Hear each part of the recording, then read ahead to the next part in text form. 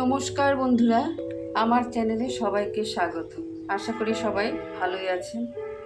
আমাদের এখানে প্রচণ্ড গরম পড়েছে, তাই আমি ভাবলাম আজকে একটা শুক্তো করি। গরমের দিনে শুক্তোটা খেতে দারুণ লাগে। তাই শসা দুটো ছিল, এই দুটো শসা দিয়ে আজকে আমি শুক্তো বানাবো। শসাটাকে আমি এভাবে কেটে নিচ্ছি।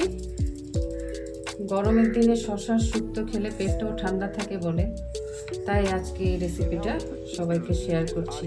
আমরা এরকমভাবেই খাই। সবাই কেমন করে খান আমাকে অবশ্যই জানাবেন।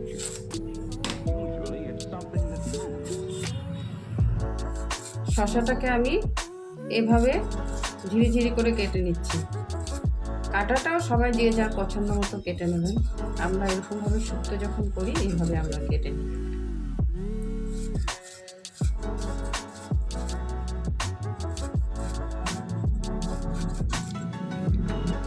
এই দেখুন, শসাটাকে আমি এভাবে কেটে নিয়েছি। শসাটা আমি আগেই ভালো করে ধুয়ে নিয়েছিলাম, ধুয়ে তারপর কেটে নিয়েছি। এখন আর ধোবো না এটাকে।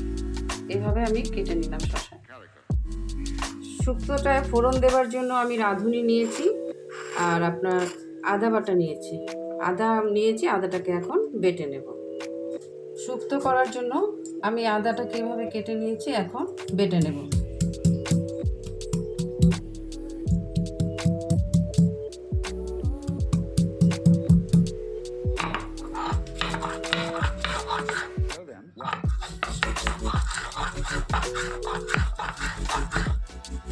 এই দেখুন, আদাটাকে এভাবে বেটে আমি নিয়ে নিলাম।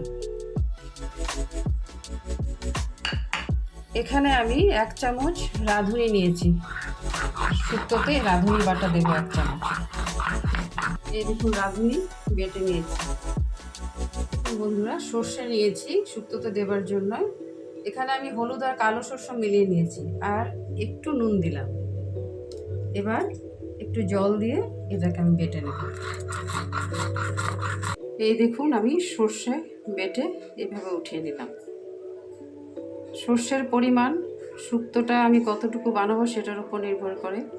আমি এখানে 2টো শসা নিয়েছি, তাই 2টো শসার পরিমাপ অনুযায়ী সমস্ত জিনিস নিয়েছি। আপনারা বেশি নিলে বেশি করবেন, সমস্ত কিছুর পরিমাপ আর একটু বেশি বেশি হবে।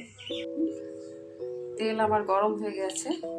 এবার আমি রাঁধুনি ফোড়ন দিয়ে দিলাম। রাঁধুনি ফোড়ন দিয়ে আদা বাটাটা দিয়ে দিচ্ছি।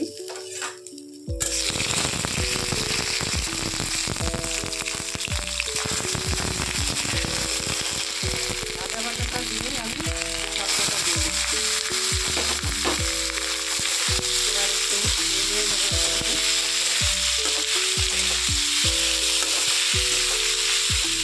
এগুলোকে একটু মিলিয়ে নিলাম।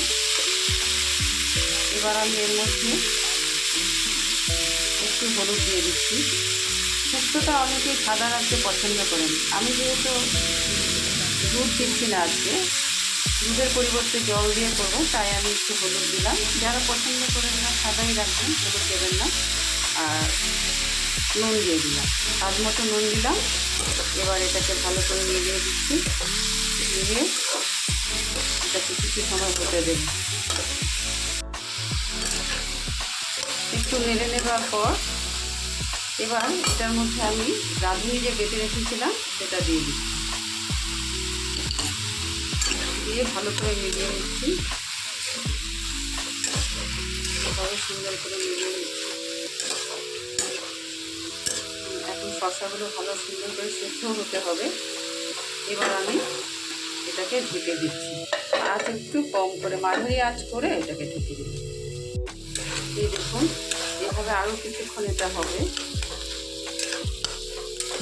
আসলে শুক্তো, কেউ শুক্তাও বলে এটাকে। এটা হচ্ছে গিয়ে কি বলবো, কুলিং অ্যাপেটাইজার বলা যায়।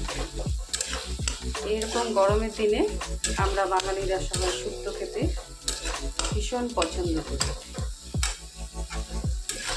আর এখন প্রচণ্ড গরম পড়ায় আজকে আমি এই রেসিপিটা সবাইকে শেয়ার করছি। এবার আমি সর্ষে বাটাটা একটু জলে ধুয়ে দিয়ে দিচ্ছি। দিয়ে এটাকে একটু নেড়ে ফেড়ে এবার কম আঁচে রেখে কিছুটা সময় এটাকে হতে দেব। দেখুন, আমি হলুদ একটু কমই দিয়েছি, পুরো হলুদ রং হয়নি। তাই আপনারা যেমন পছন্দ করেন তেমন করবেন, অবশ্যই আপনাদের রেসিপি আমাকে শেয়ার করবেন। এই দেখুন, এভাবে আরও কিছুক্ষণ হবে, শসাটা পুরোপুরি সেদ্ধ হওয়া অবধি অপেক্ষা করব।